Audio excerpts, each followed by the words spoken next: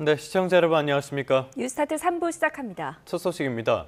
노동계가 현재 만 60세인 정년을 65세로 연장하는 법안을 연내에 입법하라고 정부와 정치권에 촉구했습니다. 경영계의 반대에도 불구하고 더불어민주당 역시 연내 처리 방침을 공고히 하면서 급물살을 탈지 주목됩니다. 권민석 기자입니다. 한국노총과 민주노총이 국회를 찾아 공동 기자회견에 나섰습니다. 양대 노총은 초고령 사회에서 정년 연장 없이는 노년층 빈곤을 해결할 수 없다며 65세로 정년을 늘릴 것을 요구했습니다. 22대 총선 공약으로 더불어민주당이 65세 정년 연장의 올해안 입법을 내걸었던 점을 상기하며 더는 지체할 수 없다고 강조했습니다. 지금 대비하지 않으면 돌이킬 수 없는 사회적 비용을 치러야 합니다. 이제 여당인 더불어민주당이 구체적인 입법안을 제시해야 할 때입니다. 또 지난해 경제사회노동위원회의 사회적 대화를 비롯해 관련 논의가 충분히 숙성됐다면서 완고한 경영계와 대타협을 바라긴 어려워 결단이 필요하다고 주장했습니다. 청년의 일자리가 부족한 것은 대기업이나 공공기관 같은 괜찮은 일자리에서 신규 채용을 하지 않기 때문입니다. 정년과 연결하는 것은 자본이 신규 채용을 하지 않고. 앞서 민주당은 65세 정년 연장 방안의 연내 처리 방침을 재확인했지만 청년 고용 위축 가능성 등은 좀 더 검토해야 한다고 여지를 뒀습니다. 숙련 인력을 활용할 수 있는 긍정적인 방안입니다. 다만 청년 고용 위축, 기업 부담 증가 가능성은 충분히 검토해야 할 사안입니다. 반면 경영계는 미국발 관세 충격과 기술 패권 경쟁이 격화하는 상황에서 충분한 보완책 없는 노동시장 재편에 강한 우려를 표하고 있습니다. 2016년 시행된 60세로 정년 연장이 대중소기업 격차를 심화했고 청년 고용에도 악영향을 끼쳤다는 게 경영계의 시각입니다. 노동계의 입법 촉구와 정부 여당의 법제화 속도전 과정에서 65세 정년 연장안을 두고 상당한 진통이 예상됩니다. YTN 권민석입니다. 역대 최대 규모인 728조 원의 내년도 예산안을 둘러싸고 국회의 줄다리기가 시작됐습니다. 이재명 대통령 시정연설에 제1야당인 국민의힘이 불참한 것을 두고 아슬아슬한 장외설전도 이어졌습니다. 황보혜경 기자입니다. 예산 전국의 시작을 알리는 시정연설은 국민의힘 107석이 텅 빈 채 진행됐습니다. 심지어 국민의힘 장동혁 대표는 이재명 대통령의 마지막 시정연설이 될 거라며 사실상 탄핵까지 시사했습니다. 민주당은 이를 명백한 대선 불복으로 규정하며 이렇게 받아쳤습니다. 장동혁 대표야말로 국민의힘 당적으로 국회 본회의장에서 예산 시정연설을 들을 마지막 기회를 놓친 것은 아닌지. 민주당은 추경호 전 원내대표의 유죄가 확정될 경우 국민의힘은 10번, 100번이고 해산감이라며 위헌정당 심판 가능성을 재차 꺼내들었습니다. 국민의힘은 이 대통령이 단 한 번이라도 제1야당을 협치 파트너로 여긴 적 있느냐며 재판받지 않고 버티는 것이야말로 국민에 대한 불복종이라고 반격했습니다. 민주당이 재판중지법을 철회했다지만 지상과제인 공소 취소와 배임죄 폐지로 대통령의 사법 리스크를 영원히 제거할 수 있도록 방향을 튼 것뿐이라고 주장했습니다. 있는 죄를 없애자고 대통령이 된 사람입니다. 죄를 없애야 끝납니다. 재판을 잠시 미룬다고 끝날 일이 아닙니다. 여야의 날선 표정 속에 728조 원 규모 내년도 예산안 국회 심사도 본궤도에 올랐습니다. 민주당은 인공지능 시대를 여는 첫 예산이자 민생과 복지까지 두루 챙겼다고 힘을 실었고 국민의힘은 미래 세대의 부담만 늘리는 포퓰리즘이라고 깎아내렸습니다. 이번 예산안은 미래를 여는 설계도이자 국민의 삶을 지키는 약속입니다. 내년도에 24조 원 규모의 지역사랑 상품 프로젝트 반응 등 재정살포 포퓰리즘 예산 투입에 양당의 전문가들이 참석한 예산안 공청회에선 전년 대비 8% 넘게 증가한 예산안을 두고 확장 재정은 불가피한 선택이다. 물가에 심각한 부담을 초래할 수 있다. 엇갈린 견해를 내놨습니다. 728조 슈퍼 예산안 열차가 출발한 가운데 정부 원안을 지키려는 여당과 송곳 검증을 예고한 야당 사이 치열한 공방이 예상됩니다. YTN 황보혜경입니다. 국회는 오늘 운영위원회와 정보위원회 등 2개 상임위 국정감사를 끝으로 올해 국감을 마무리합니다.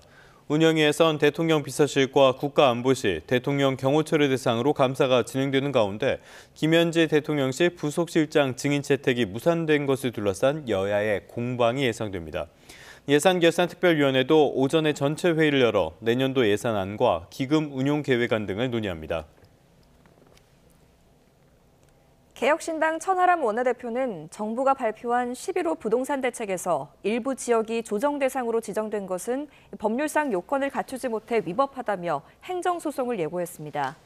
천하람 원내대표는 어제 국회에서 기자회견을 열고 정부는 서울 전역을 규제 지역에 넣겠다는 답을 정해놓고 자신들 결론에 맞지 않는 9월 통계는 의도적으로 배제하며 8월까지만 취사 선택했다고 주장했습니다. 이어 정부가 9월 통계를 적법하게 반영했다면 서울 중랑, 강북, 도봉, 금천과 경기도 4개 지역은 규제 요건을 충족하지 못했을 거라며 이는 통계의 정치화가 다시 발동된 것이라고 비판했습니다. 오세훈 서울시장이 공급 정책에는 여야가 따로 없고 중앙정부와 서울시도 손발을 맞춰가야 한다고 강조했습니다. 오 시장은 SNS에서 민주당 정치인들에 이어 정부 정책을 책임진다는 분까지 근거 없는 인허가 병목 현상을 운운하며 주택 공급 부족의 책임을 서울시에 돌리고 있다며 이같이 밝혔습니다. 이어 지금의 부동산 위기를 극복하기 위해 주택 공급에 총력을 다해야 된다는 점은 누구도 부인할 수 없는 우리 모두의 과제라고 언급했습니다. 미국 연방대법원이 트럼프 대통령이 세계 각국에 부과한 광범위한 관세가 적법한지를 가리기 위한 심리를 열었습니다. 관세 부과가 대통령의 권한에 해당하는지 치열한 공방이 펼쳐졌는데 대법원의 결정은 미국 안팎에 큰 파장을 가져올 것으로 보입니다. 워싱턴에서 신윤정 특파원입니다. 워싱턴 DC 대법원 청사에서 3시간 가까이 진행된 관세 소송 구두 변론의 쟁점은 트럼프 대통령이 국제비상경제권한법 아이파를 관세 부과의 법적 근거로 삼은 것이 정당한지였습니다. 이 법은 국가 비상사태에 대응해 대통령에게 수입을 규제할 권한을 부여하고 있습니다. 트럼프는 지난 4월 미국의 대규모 무역 적자를 이유로 국가 비상사태를 선포하고 아이파에 근거해 국가별 상호관세 부과를 발표했습니다. 사우어 법무차관은 트럼프가 비상 권한을 사용한 건 미국의 무역 적자가 미국을 경제, 안보적 재앙 직전의 상태로 몰아넣고 있다고 판단했기 때문이라는 주장을 반복했습니다. It's the power to regulate foreign commerce. These are regulatory tariffs. They are not revenue-raising tariffs. 반면 소송을 제기한 중소기업 측은 관세는 곧 세금이라며 헌법은 과세 권한을 오로지 의회에만 부여했다며 트럼프 대통령이 권한을 넘어섰다고 반박했습니다. Only Congress has the power to impose tariffs on the American people, and tariffs are nothing but taxes on the American people. 보수 성향 대법관을 포함해 상당수 대법관은 비상사태를 근거로 제한 없는 관세를 부과할 수 있다는 행정부 주장에 상당한 의구심을 나타냈다고 CNN과 뉴욕타임스 등은 보도했습니다. The vehicle is imposition of taxes on Americans, and that has always been the core power of Congress. 앞서 1심과 2심은 트럼프 대통령이 비상 권한을 활용해 전 세계의 관세를 부과한 조치가 불법이라고 판단했습니다. 대법원에서 트럼프 대통령이 최종 승리할 경우 사실상 의회 견제 없이 관세 부과를 이어나갈 수 있게 돼 전방위적 관세 정책은 더 탄력을 받을 것으로 전망됩니다. 반대로 대법원이 제동을 건다면 트럼프 대통령이 언제든지 원하는 품목에 원하는 수준의 관세를 제한 없이 부과하기는 어려울 것이라는 전망도 동시에 나옵니다. 트럼프 대통령이 최종 패하더라도 관세를 부과할 다른 법적 수단은 여전히 남아있는 만큼 관세 정책에 대한 대비는 계속 필요하다는 지적입니다. 워싱턴에서 YTN 신윤정입니다. 트럼프 2기 행정부 출범 뒤 치러진 첫 일반 선거의 결과는 민주당의 압승 그리고 공화당의 참패였습니다. 뉴욕시장으로 당선된 조란 맘다니는 트럼프 대통령을 향해서 도발했고요. 트럼프는 이제 시작이라고 맞받았습니다. 맘다니의 당선에 월가는 바짝 긴장하고 있습니다. 뉴욕에서 이승윤 특파원입니다. 뉴욕시장으로 당선된 조란 맘다니는 트럼프 대통령을 향해 보고 있는 걸 알고 있다면서 볼륨을 올리라며 도발했습니다. So Donald Trump, since I know you're watching, I have 4 words for you. Turn the volume up. 트럼프 대통령은 이제 시작일 뿐이라며 경고의 메시지를 보냈고 민주당이 일본의 자살 특공대인 가미카제 같다고 주장했습니다. I just got back from Japan. I talked about the kamikaze pilots. I think these guys are kamikaze. They'll take down the country if they have to. 그동안 트럼프 대통령은 맘다니가 뉴욕시장이 되면 연방 지원금을 끊을 수 있다고 위협해왔습니다. 맘다니의 급진적인 공약에 반대해온 세계 금융의 중심지인 뉴욕 월가도 맘다니의 당선에 전전긍긍하고 있습니다. AQR 자산 운용의 공동 창업자인 클리프 에즈니스는 SNS에 영화 혹성 탈출의 마지막 장면을 올리며 맘다니의 당선에 당혹감을 감추지 못했습니다. 앤서니 폼플리아노 프로페셔널 자산운용 최고 경영자는 사회주의자가 뉴욕시장에 당선된 건 미친 짓이라며 격앙된 반응을 보였습니다. 반면 한때 맘다니를 마르크스주의자라고 불렀던 JP모건 체이스의 제이미 다이먼 CEO는 맘다니를 돕겠다며 협력 방안을 모색하기로 했습니다. 제인 프레이저, 시티그룹 최고 경영자와 억만장자인 빌 에크먼, 퍼싱스퀘어 캐피털 회장도 협력 의사를 밝히며 화해의 손길을 내밀었습니다. 월가의 경제 전문가들은 앞으로 맘다니의 뉴욕시장 임기가 세계에서 가장 공격적인 정치를 즐기는 트럼프 대통령과 정면으로 맞붙는 중요한 시험대가 될 것으로 내다봤습니다. 뉴욕에서 YTN 이승윤입니다.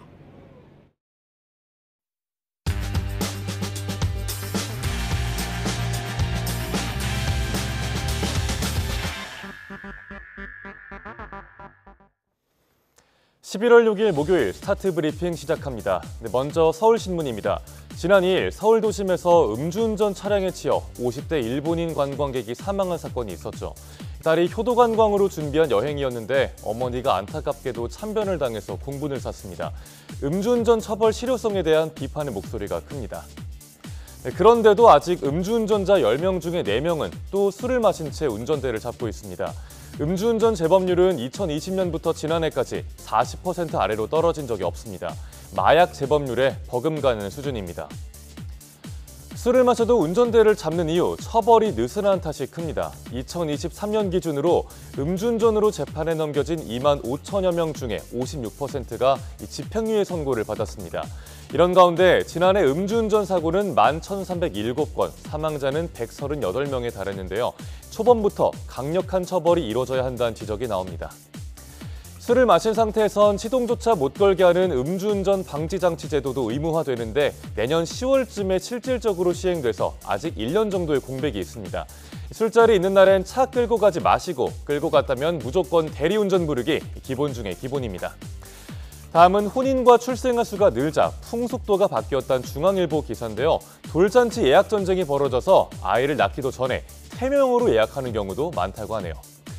월별 출생아 수는 14개월 연속 증가세입니다. 저출생 역주행이죠. 인기 있는 돌잔치 전문 식장들 예약은 내년 9월까지도 마감이 됐고요.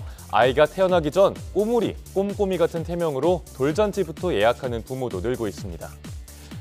아기 울음소리가 더 많이 들린다는 건 결혼도 더 늘어났다는 뜻이겠죠. 올해 8월 혼인 건수는 작년보다 11%가 늘면서 17개월 연속 증가세를 이어갔습니다. 인기 있는 결혼식장을 원하는 데 예약하려면 결혼 1년 전부터 발품을 팔기도 합니다. 전문가들은 당분간 출생률이 떨어지지 않을 거라고 분석하고 있는데요. 아이 키우기에 더 좋은 환경이 만들어져서 기분 좋은 저출생 역주행이 이어졌으면 하는 바람입니다. 다음 한겨레 신문은 연말정산 미리 보기 서비스를 정리했습니다. 국세청이 어제부터 시작했는데 어떻게 하면 13월의 월급 더 불릴 수 있을지 보겠습니다. 가장 도움이 되는 건 올해 쓴 돈을 확인하고 연말 지출 계획을 세울 수 있다는 점이겠죠. 지출 예상 금액을 입력하면 소득공제에 따라서 절감할 수 있는 세액을 미리 계산할 수 있습니다. 체크카드 공제율이 신용카드의 2배니까요. 공제 한도가 남았다면 체크카드를 쓰는 게 더 유리하겠죠. 총급여 7천만 원 이하의 공제 한도 300만 원을 채웠더라도 문화비와 대중교통 추가 공제를 받을 수가 있습니다. 총급여가 7천만 원 이상이라면 공제 한도 250만 원에 전통시장과 대중교통 사용분만 추가 공제가 가능합니다. 또 주택마련저축이나 자녀세액 공제 등 올해부터 공제가 확대되는 항목들도 미리 체크를 해볼 수가 있습니다. 고향사랑기부금의 전체 공제 한도도 500만 원에서 2천만 원으로 올라갔으니까 참고하시면 되겠습니다. 공제 항목들 꼼꼼히 살피셔서 남은 연말 지출 계획 세워보시면 어떨까요? 다들 13월의 월급 두둑하게 챙겨가시길 바랍니다. 끝으로 동아일보는 AI 판독기의 부작용을 짚었습니다. 직접 쓴 자기소개서인데도 AI가 작성했다면서 불합격을 시키는 등 잘못된 판독 사례가 적지 않다고 합니다. AI 판독기의 정확도는 제품마다 천차만별입니다. 챗GPT 등 세 종류로 판독한 결과 이재명 대통령의 취임사는 최대 99% 확률로 AI가 작성했다는 판정을 받았습니다. 문법 오류가 없고 형식이 간결한 문장일수록 AI가 썼다고 간주하는 특성 때문입니다. 생성형 AI 도입 이전의 말과 글도 예외는 아닌데요. 봉준호 감독의 수상소감은 최대 91%, 대한민국 헌법전문은 85% AI가 작성했을 걸로 인식이 됐습니다. 이러자 대학생과 취준생들이 일부러 문법을 틀려서 글의 완성도를 낮추기도 합니다. AI 판독기의 신뢰성을 둘러싼 논란이 크지만 국공립대 상당수는 여전히 가이드라인도 없습니다. 또 많은 기업들도 AI 판독기를 활용하면서도 이를 검증하진 않고 있는데요. AI 채점에 의존하는 평가를 경계하고 평가 방식을 개선할 필요가 있다는 지적이 나옵니다. 11월 6일 아침 신문 살펴봤습니다. 지금까지 스타트 브리핑이었습니다.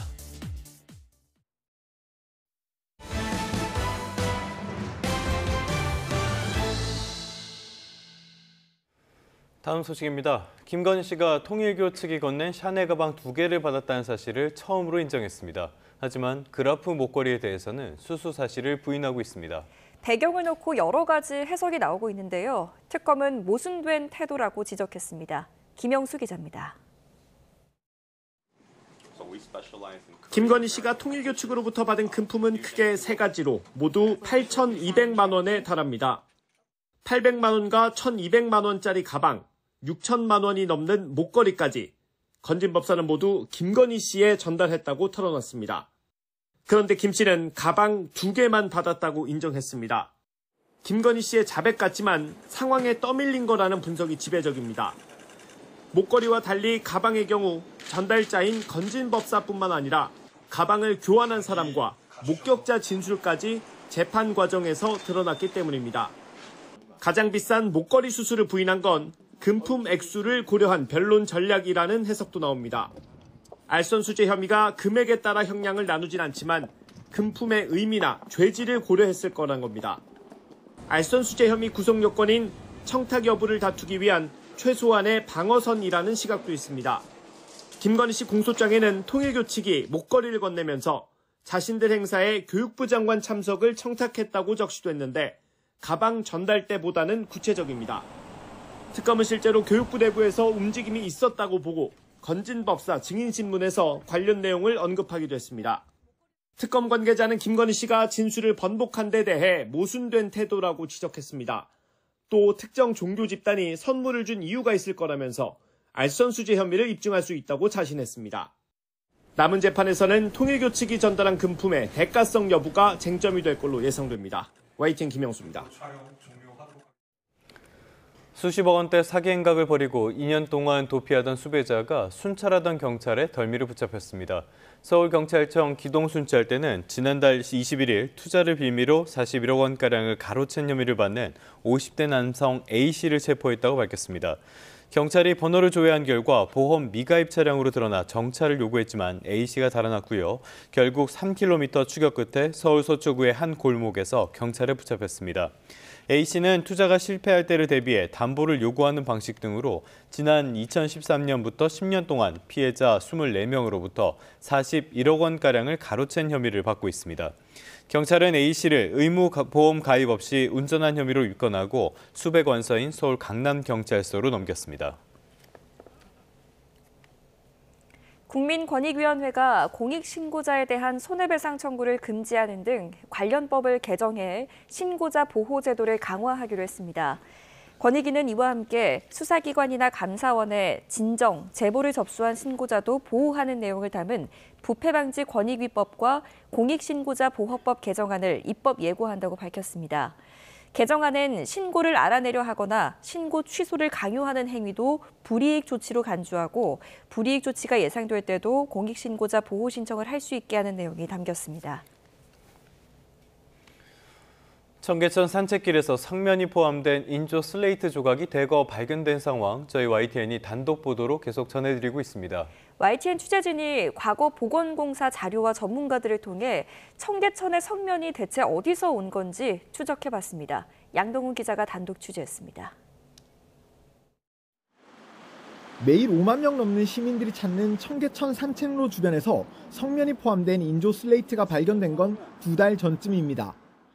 법정 기준치의 10배가 넘는 성면이 포함된 사실이 YTN 의뢰 실험 등에서 드러났는데 전문가들은 야외더라도 오랜 시간 자주 노출되면 위험할 수 있다고 걱정합니다. 반복해서 노출될 경우에서는 악성 중피종과 폐암 발생 위험도가 높아진다 볼 수 있겠습니다. 문제의 성면 조각이 과연 언제부터 도심 한복판 청계천 산책길에 깔렸었는지는 여전히 의문인 가운데 YTN 취재진이 성면의 출처를 추적해봤습니다. 우선 지난 2003년 청계천 보건공사나 이후 여러 시설물 설치 공사 과정에서 건축 자재 등에 섞여 들어왔을 수 있다는 추정이 나옵니다. 청계천 조성 사업을 하면서 바닥에 쫙 깔은 과정에서 재생골재의 성면이 섞여서 오지 않았을까. 반면 청계천 공사 과정에 성면이 들어간 인조 슬레이트를 썼을 가능성은 거의 없다는 의견도 있습니다. 하천 공사를 하는 데서 슬레이트를 쓸 일은 거의 가능성이 제로에 가깝고. 성면이 들어간 슬레이트는 그 유해성 때문에 지정 폐기물로 지정돼 엄격하게 관리됩니다. 그만큼 처리 비용이 비싼데 이 때문에 누군가 고의로 버렸을 수도 있다는 추측도 나옵니다. 버리려고 하게 되면 되게 까다로워요, 이게. 그래서 비용을 좀 아끼려고 쭉 걸어가면서 뿌렸을 가능성. 가장 많은 전문가들이 추정하는 청계천 성면의 출처는 집중호우 때 빗물에 휩쓸려 들어왔을 경우입니다. 과거 삼청동이나 청운동 등지 노후주택을 철거하는 과정에서 제대로 처리 안 된 슬레이트 조각이 호우에 떠밀려 왔을 거란 분석입니다. 옛날에 이제 산 밑에 헌집들이 있었잖아요. 지금 다 때려부셨잖아요. 그런 데서 옛날에 있던 것이 지금 이제 유출돼 가지고 나올 수가 있죠. 서울시 역시 빗물에 쓸려온 것으로 추정하고 있는데 다만 정확히 어디서 흘러왔는지 확인은 어려울 거로 보고 있습니다. 서울시 내에 넓은 면적에서 오는 빗물들이 청계천으로 다 오기 때문에 어디 한 군데라 특정을 할 수는 없지만 정확한 출처를 확인할 수 없으니 명확한 재발 방지 대책도 세우기 어려운 상황입니다. 전문가들은 철저한 관리 체계를 구축해 범람이 발생할 때마다 청계천 주변을 확인하고 빠르게 수거할 필요가 있다고 지적합니다. YTN 양동훈입니다. 오늘의 경제 일정입니다. 미국발 AI 거품 공포에 장중 3,900 아래로 무너져 검은 수요일을 기록한 우리 증시. 하지만 개인의 매수세에 힘입어서 4,000선은 지키면서 장을 마쳤습니다. 오늘은 어떤 개장 흐름을 보일지 상황 함께 살펴보겠습니다. 한국부동산원이 11월 첫째 주 전국 주간 아파트 가격 동향을 발표합니다. 고강도 대책 여파로 지난주 서울 아파트값 상승률은 한 주 만에 반토막이 나면서 과열이 급격히 냉각됐는데요. 규제 효과가 본격화하며 집값 오름폭이 얼마나 축소됐을지 주목됩니다. 네이버가 오늘부터 이틀 동안 개발자 회의 단 2025를 개최합니다. 기조 연설자로 나서는 최수연 대표가 AI 기술을 중심으로 내년 사업 방향을 공개할 예정입니다. 오늘부터 10일까지 우리밀로 만든 빵을 겨루는 우리밀 뺑드미 대회가 열립니다. 참가자들은 농식품부가 조합한 원맥을 원료로 하는 밀가루를 사용하게 됩니다.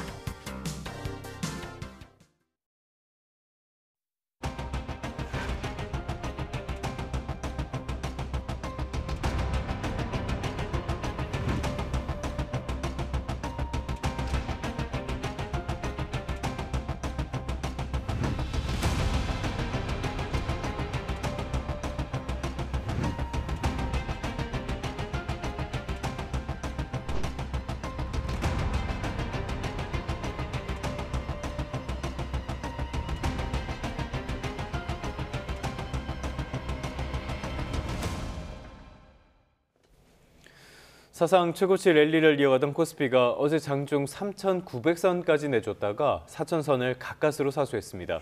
불확실성이 당분간 커질 수 있다는 경고가 나오고 있습니다. 다양한 경제 소식들 한양대학교 경제금융대학 이정환 교수와 함께 알아보겠습니다. 어서 오십시오. 어서 오십시오, 교수님. 자, 코스피 어제 장중에 6% 넘게 빠져서 조금 놀랐었는데요.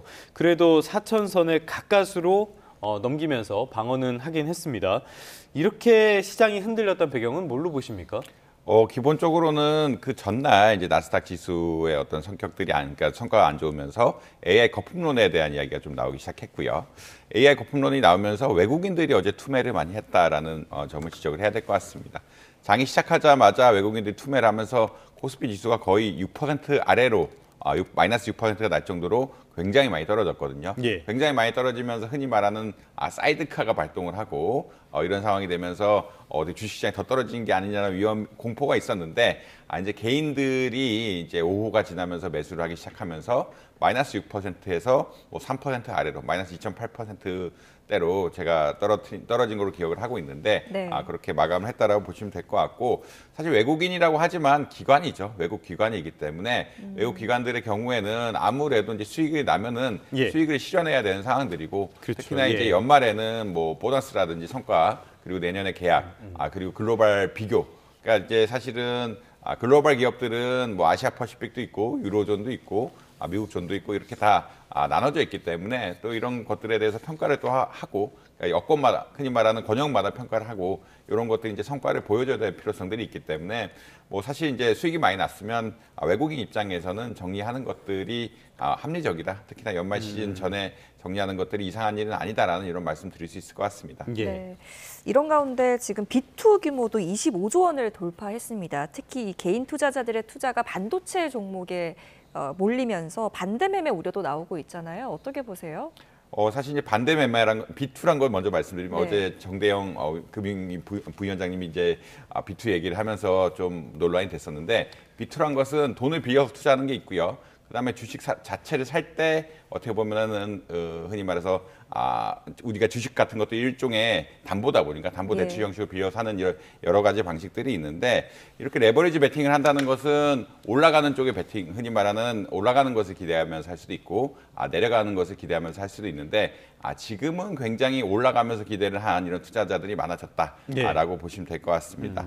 근데 이렇게 되면 어떻게 되냐면 특히나 반도체 주식 같은 것을 살 때 그 흔히 말하는 주식을 담보해서 대출을 잡는 경우에는 주가가 떨어지게 되면은 이제 청산을 당한다고 이야기하죠. 청산을 당하게 되는데 청산을 당하게 되면은 가진 것들이 자동적으로 매물로 나오게 예. 됩니다. 자동적으로 매물로 나오게 된다는 얘기는 주식의 공급이 많아진다는 얘기고 공급이 많아지게 되면은 가격이 떨어지는 이런 현상들이 발생을 하면서 또 주가가 떨어지고 또 주가가 떨어지면 다른 사람들이 또 반대 매매를 당하면서 계속적으로 주가가 떨어질 수 있는 이 사이클이 있다라고 아마 보시면 될 것 같고요. 그렇기 때문에 이제 금융시장에서는 주가가 과열됐을 때 이렇게 비투하는 것에 대해서 좀 경계하는 이런 경향들이 있다. 그런 이야기는 어떤 거냐면 주식의 펀더멘탈 자체는 어느 정도 정해져 있는데 이런 반대 매매들이 연속적으로 나오면서 주가가 급락하는 경우가 발생을 하게 되고 주가가 급락하게 되면은 주식의 소유권도 다 없어져 버리는 이미 투자한 네. 사람들의 주식 소유권도 다 없어져 버리는 이런 상황들이 되기 때문에 반등을 한다라고 할지라도 이분들이 혜택을 얻을 수 없는 이런 상황들이 된다. 이런 말씀 드릴 수 있을 것 같고요.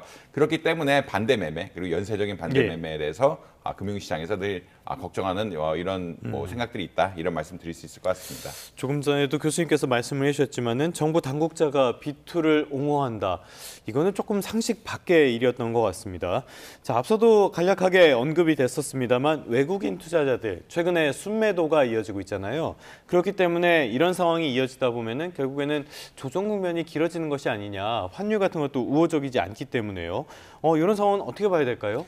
아무래도 조정이란 게 우리가 사실 예측은 하기 힘들다. 예. 그러니까 늘 이제 주가가 너무 많이 오르게 되면은 이게 펀더멘털에서 오른 거든 아니면 거품에서 오른 거든 수익 실현을 할 인센티브는 굉장히 크다라고 보시면 될 것 같고 그 수익 실현을 할 인센티브들이 개인보다는 기관들이 당연히 크다라고 말씀드릴 수 있겠습니다. 근데 외국인들이 이제 흔히 말 매도를 하기 시작한다는 이야기는 결국은 어느 정도 포지션 정리, 흔히 말해서 자기 계좌에 대해서 수익을 안정적으로 확보한다는 의미로 아마 해석이 될 것 같고요. 이것들이 지금 주가가 또 개미들이 또 많이 사주기 시작하면은 오히려 또 정리를 할 수 있는 기회가 될 수도 있거든요. 팔아도 주가가 하락하지 않고 그렇다는 얘기는 수익을 보다 안정적으로 가져갈 수 있는 구조기도 하기 때문에 주가가 더 오르지 않고 혹은 약간 떨어지면서 어떻게 보면 조정이 올 가능성도 굉장히 있다라고는 예측을 할 수 있을 것 같습니다. 그것은 주가가 너무 많이 올랐기 때문에 자연스러운 현상이라고 한번 보시면 될 것 같고 네. 이번에 또 치과를 오는 것이 한 2년 전에 2차 전지라든지 이런 거와 달리 개인들이 아니라 기관들이 많이 올려놨기 때문에 이러한 조정에 대한 우려는 늘 가지고 가야 된다. 그리고 이 얼마나 조정할지는 개인들이 또 얼마나 받쳐주느냐, 얼마나 사주냐 같은 것들도 영향이 있을 수밖에 없다. 이런 말씀 드릴 수 있을 것 같습니다. 네. 이 숨고르기에 들어간 이 코스피 이야기 잠시 해봤고요. 한편 조금 전에 마감한 이제 미국 증시, 뉴욕 증시 한번 전망해 보겠습니다. 어떻게 됐습니까? 오늘 이제 어제 사실은 전날이죠. 어제 전날에 이제 주가가 떨어지면서 한국의 주가 급락이 시작된 건데 어제는 또 반등하는 이런 양상을 보여줬다고 말씀드릴 수 있을 것 같고요. 그 핵심에는 민간 고용의 증가라고 보시면 될 것 같습니다. 지금 정부가 셧다운되면서 어떻게 보면 전체적인 고용 지표가 나오고 있지는 않은데 민간 고용에 대해서 민간 리서치, ADP라는 민간 리서치 회사에서 계속적으로 발표를 하고 있고 지난달 민간 고용이 이제 42,000명 증가했다라고, 그러니까 늘어났다라고 이야기하고 있기 때문에 전달 그리고 전전달에는 마이너스를 보여왔기 때문에 이것이 고용이 그렇게 나쁘지 않은 것이 아니냐라는 이야기를 드릴 수 있을 것 같고 고용이 나쁘지 않지 않다는 이야기는 절대적으로 지금 미국 경제 가장 큰 이슈는 고용이 급격하게 줄어들면서 경기 침체가 되는 것들이 또 하나의 이슈라고 볼 수 있을 것 같은데 민간 고용이 어느 정도 받쳐줬다는 이야기는 고용이 줄어드는 폭이 예상보다 나쁘지 않다는 것은 경기 침체가 그렇게 급격하게 올 것 같지는 않다라는 의미로 해석이 되면서 주가가 좀 반등하는 이런 양상을 보였다라고 보시면 될 것 같습니다. 알겠습니다. 말씀하신 것처럼 뉴욕 증시에 영향을 미친 소식, 여기에다 더해서 트럼프 대통령의 관세 불확실성 이런 것들도 영향을 미친 것 같은데요. 이 트럼프 대통령의 관세에 대한 이야기는 잠시 뒤에 조금 더 해보도록 하고요. 그런데 미국 증시가 조정을 크게 받았던 그 배경을 보면은 결국에는 인공지능 거품론이 있거든요. 지금 이런 거품론들이 계속 거세게 불거지는 상황인데 교수님께서는 이 부분에 대해서 어떻게 평가하십니까? 이게 거품으로 끝날 수도 있고 아니면 어플리케이션 같은 데서 실질적인 변화가 있다라고 하면은 다른 응용 분야죠. 실질적으로 산업을 바꾸고 서비스를 바꾸고 있다라고 하면은 이제 거품으로 안 끝날 수도 있다라는 그런 좀 모호한 말씀을 드려야 될 것 같습니다. 일단 거품으로 끝날 수 있다는 이야기는 어떤 거냐면 지금 데이터 센터라든지 데이터 센터에 기반한 반도체, 그러니까 엔비디아가 성장하는 이유는 데이터 센터를 짓는 거고 거기 GPU를 어마어마하게 공급하면서 이제 성장을 하고 있는 이런 상황이라고 보시면 될 것 같은데 이러한 것들이 결국은 오픈 AI까지 이어지면서 오픈 AI가 커지면 또 GPU를 또다시 주문하고 또 GPU를 주문하면은 전 세계적으로 또 GPU 수요가 어떻게 보면 AI 경쟁 같은 것들을 불러일으키면서 데이터 센터가 늘어나니까 또 GPU가 늘어나고 그 약간의 어떻게 보면은 이 굉장히 채널이 단순하다라고 보시면 될 것 같거든요. 그러니까 반도체 생산부터 어떻게 보면 AI 생태계가 그 LLM, 라지 LLM, 대규모 언어 모형이 나오는 이 오픈 AI까지 이어지는 순서가 이렇게 복잡하게 네트워크를 걷는 게 아니라 좀 순환적으로 되는 것이 아니냐. 그러니까 반도체가 공급이 많이 되면은 이걸 또 통해서 오픈 AI가 광고를 하고 오픈 AI가 광고를 하게 되면은 또 다른 나라들도 데이터 센터를 짓고자 하고 또 다른 나라도 데이터 센터를 짓고자 하면은 또 반도체가 공급이 되면서 이 순환적인 구조가 형성되니까 이제 거품이 형성된다라는 이런 논의들이 나오고 있고요. 근데 이제 반대 의견은 결국은 이런 것들이 데이터 센터는 인프라이기 때문에 인프라의 인력들 그리고 휴먼 캐피탈들이 오기 시작하고 중국과 미국 간의 경쟁이 심화되면 또 AI 분야를 발전시키지 않을 수가 없으니까 이 발전시키지 않을 수 없는 것들이 결국 기술로 환원이 되고 기술로 환원이 되면은 응용이라든지 제조업 분야에 직접적으로 이용이 되는 것이 아니냐라는 의견들도 분명히 있다라고 보시면 될 것 같습니다. 그래서 지금 버블론의 핵심은 너무 이제 수익 구조가 단순하다. 그러니까 엔비디아에서 만들고 데이터 센터 짓고 오픈 AI가 광고하면은 또 전 세계적으로 또 짓게 되고 엔비디아가 다시 이제 반도체를 공급한 순환적인 구조를 만드는 것이 이제 거품론의 핵심이다라고 보시면 될 것 같고 근데 이것들이 응용 분야라든지 제조업 분야로 확산이 돼서 실제 실적으로 나오고 서비스업이라든지 제조업의 개선이 이루어지게 된다라고 하면은 이게 또 거품이 아닐 수도 있는 이런 상황들이다. 왜냐하면 데이터 센터라는 게 인프라고 인프라의 인력 자원이 결합돼야 어떤 기술이 나오기 때문에 좀 지켜봐야 될 상황인 것 같다. 이런 말씀 드릴 수 있을 것 같습니다. 네. 지금 또 주식시장뿐 아니라 가상화폐도 분위기가 심상치가 않습니다. 비트코인이 10만 달러 아래로 떨어졌는데 이건 어떤 점을 좀 시사할까요? 사실 이제 비트코인에 대해서는 논란이 조금 많습니다. 논란이 네. 많다는 게 어떤 거냐면 비트코인 기술 자체는 2008년 기술이고 예. 2008년의 기술을 가지고 그렇죠. 지금의 거래를 한다는 것이 이제 과연 자산으로서의 가치가 있느냐 없느냐에 대해서 논란이 조금 많다라고 보시면 될 것 같습니다. 또 최근에 이제 스테이블 코인 나왔죠. 스테이블 코인 같은 경우에는 흔히 말하는 화폐와 연동이 되면서 훨씬 거래를 또 용이하게 해줄 수 있는 이런 구조가 되거든요. 모든 것들이 이제 스테이블 코인 하면은 화폐 단위를 바꾸지 않고 거래를 할 수가 있는데 예. 이 비트코인을 써야 되느냐 말아야 되느냐에 대해서도 사실 조금 논란이 있다라는 그런 점들을 말씀드릴 수 있을 것 같습니다. 그런 이야기는 어떤 거냐면 비트코인이 가상자산 시장의 어떤 대장주로서의 역할을 하고 예. 있지만 기술적인 측면 같은 것들은 좀 부족하다. 이렇기 때문에 펀더멘탈이 부족하기 때문에 시장의 움직임 혹은 수요와 공급에 따라서 가격이 많이 바뀔 수 있는 이런 측면들이 있다라고 보시면 될 것 같고요. 지금 사실 비트코인 ETF에 투자했던 많은 분들이 좀 빠져나가고 있다라는 이야기들이 나오고 있고 그래서 비트코인에 관련된 다양한 선물이나 이런 포지션들 예, 아까 B2 이야기 많이 하셨는데 비트코인 같은 경우에 B2가 굉장히 많거든요. 흔히 말하는 네네네. 레버리지 투자가 가장 활성화된 분야다 보니까 이 가격이 떨어지게 되면은 그런 반대 매매들이 계속 나오면서 또 청산이 되게 되면서 또 가격이 많이 떨어질 수도 있는 이런 구조다라는 말씀드릴 수 있을 것 같습니다. 예. 그렇기 때문에 이제 사실 가상자산이라는 게 기술주고 기술주 같은 것들이 어떻게 보면은 금융시장 발전이라든지 AI 발전에 큰 영향을 받을 수가 있는데 지금까지는 뭐 비트코인 자체는 펀더멘탈이 좀 약하다 보니까 이런 여러 가지 수요와 공급 차원의 여러 가지 이슈들에 대해서 좀 굉장히 민감하게 반응할 수밖에 없고 특히나 이제 이런 것들을 통해서 수익을 얻고자 하는 또 사람들이 있기 때문에 또 가격이 내려갈 때 수익을 얻고자 하는 사람들도 있기 때문에 이런 것들이 좀 복잡하다. 그래서 예. 유동성 장세 이런 것들에 대해서 굉장히 조심히 봐야 되는 자산 중 하나라는 이런 말씀드릴 수 있을 것 같습니다. 알겠습니다. 자, 지금까지 정리를 해보면요. 주식이라든지 가상자산 이런 것들이 약세를 보였고요. 어떻게 회복이 될지 모르겠지만은 여기에 더해서 금까지 최근에는 흐름이 썩 좋진 않아요. 소위 말하는 에브리싱 랠리 이런 것들이 어떻게 조정되는 것이 아니냐라는 평가가 나오는데 교수님께서는 어떻게 보십니까? 뭐 이제 골드만삭스 이런 데서 보고서들이 나오는 것들은 결국은 예. 조정은 어느 정도 있을 수밖에 없다. 왜냐하면 있을 수밖에 없는 거라기보다는 이제 조정하는 것들이 자연스럽다라는 이야기라고 보시면 될 것 같고 가격이 많이 오르게 되면 아까 말씀드린 것처럼 누군가는 큰 이득을 얻을 수밖에 없고 큰 이득을 안전하게 유지하려는 이런 경향성들이 보면 발생할 수밖에 없다라는 말씀 드릴 수 있을 것 같습니다. 그렇기 때문에 조정이라는 게 늘 생기는 것 되고 그다음에 거품이 해소되는 이런 현상들이 발생을 하게 되는 건데 지금은 특히나 유동성 때문에 많이 올랐다라고 평가를 하고 있고 그러니까 사실은 금에 대한 펀더멘탈한 수요가 많이 는다든지 비트코인에 대한 펀더멘탈한 수요가 많이 늘었다기보다는 워낙 시중의 유동성 같은 것들이 많이 퍼지다 보니까 이것 때문에 자산 가격이 오르는 이런 메커니즘을 올렸기 때문에 예. 늘 항시 조정은 조금씩 가능한 상황들이고 다만 유동성이 앞으로도 줄지 않을 것 같다라는 의견들이 또 많거든요. 유동성이 줄지 않을 것 같다는 이야기는 미국의 뭐 재정적자 규모가 줄지 않는다 이런 이야기들이 나오면서 지속적으로 유동성이 공급될 거기 때문에 그렇기 때문에 또 오를 수도 있다라는 의견들도 나오고 있다라고 보시면 될 것 같습니다. 그래서 요약해서 말씀드리면 오늘 테마가 사실 그런 건데 이제 어느 정도 가격이 오르게 되면은 늘 수익 실현을 하는 쪽들이 있고 그럴 수밖에 없죠. 예. 특히나 금융기관들은 반드시 수익 실현을 한다라고 보시면 될 것 같고 이 수익 실현 과정에서 조정이 올 수밖에 없는 상황인데 특히나 유동성 때문에 오른 상황에서는 이런 거 좀 민감하게 반응할 수밖에 없다. 조정이 크게 올 수도 없는 이런 상황 있는 상황이라고 보시면 될 것 같은데 예. 이제 앞으로도 또 유동성이 풀릴 거기 때문에 좀 여러 가지 지켜봐야 될 이런 상황들이다. 이런 말씀드릴 수 있을 것 같습니다. 알겠습니다. 저희가 전해드리면서 간밤에는 뉴욕 증시가 반등에 성공했다라는 소식을 말씀을 드렸는데요. 이 배경 가운데 하나가 지금 연방 대법원에서 진행하는 트럼프 대통령의 관세 소송 이 부분이 아닌가 싶습니다. 여기에 대해서 대법관들은 조금 회의적인 시각을 보이는 것 같아요. 이런 것들이 시장에도 영향을 미치는 것 같은데 만약에 대법원에서 제동이 걸린다. 그랬을 때 트럼프가 관세 정책을 포기할 가능성 어떻게 보십니까?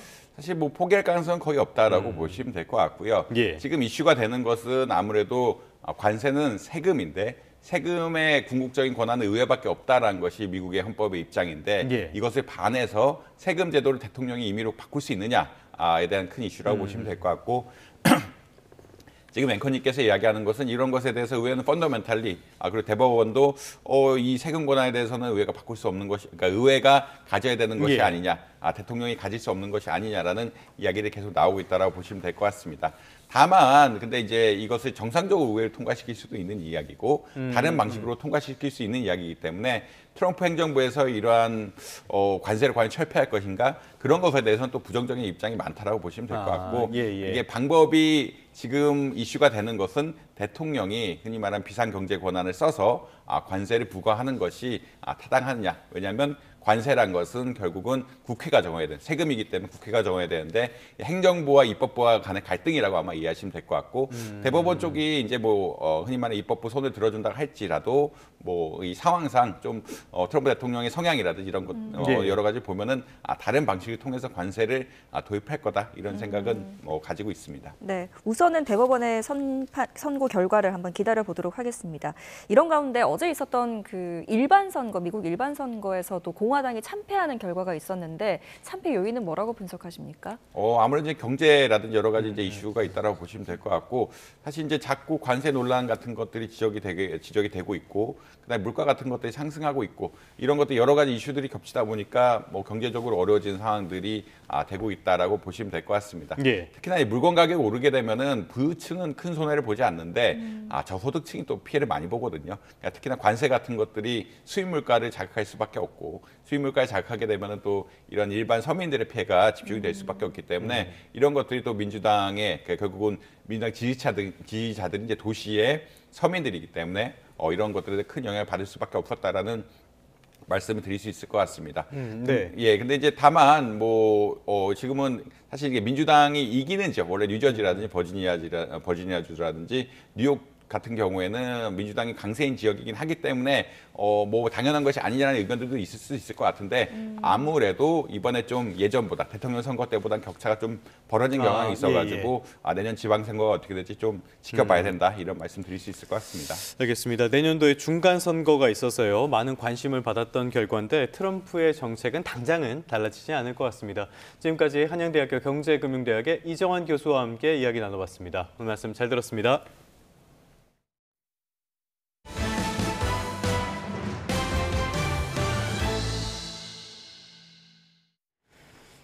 네, 끝으로 출근길 날씨 살펴보겠습니다. YTN 야외 스튜디오 연결합니다. 정수현 캐스터. 네, 정수현입니다. 저희가 연일 뉴스를 전해드리면서요. 아침마다 안개가 말썽이라고 말씀을 드렸었는데 오늘은 상황이 어떻습니까? 네, 오늘도 어김없이 안개가 말썽입니다. 오늘은 특히 충청 이남을 중심으로 가시거리가 200m가 되지 않는 곳들도 많은데요. 이에 따라 광주 공항에는 저시정 경보도 내려져 있습니다. 항공기 이용객들은 운항 정보 잘 확인해 주시기 바랍니다. 네, 안개뿐만 아니라 오늘은 또 초미세먼지에 대한 주의도 필요하다고요? 네, 밤사이 대기가 정체되면서 지금은 전북 지역의 초미세먼지 농도가 나쁨 수준 보이고 있는데요. 오후부터는 국외 스모그까지 유입되면서 오늘 서쪽을 중심으로는 공기가 종일 탁하겠습니다. 호흡기 관리에도 신경 써주시기 바랍니다. 오늘 내륙의 하늘은 대체로 청명한 가운데 늦가을 날씨가 이어지겠습니다. 자세한 지역별 현재 기온입니다. 현재 서울이 7.5도, 대전 6.3도, 안동 5.4도로 쌀쌀함이 감돌고 있는데요. 하지만 낮 동안에는 대부분 지역에서 기온이 20도 안팎으로 크게 오르겠습니다. 오늘 서울과 춘천의 낮 기온이 19도, 대전과 대구 20도로 어제보다 1에서 2도가량 높겠고요. 일교차가 크게 벌어지겠습니다. 당분간 예년보다 온화한 날씨가 이어지겠습니다. 내일은 강원 영동에 비가 조금 내린 뒤 토요일 오후부터 제주도와 남부지방을 시작으로 일요일에는 전국에 비가 내리겠습니다. 이후에는 또 한 번 추위가 찾아오면서 월요일 서울의 아침 기온이 5도까지 뚝 떨어질 전망입니다. 모레까지 해수면의 높이가 평소보다 높아지는 대조기입니다. 만조시 해안가에서는 저지대 침수 피해 없도록 유의하시기 바랍니다. 지금까지 YTN 정수현입니다. 네, 11월 6일 YTN 뉴스타트 모두 마무리하겠습니다. 시청해주셔서 고맙습니다.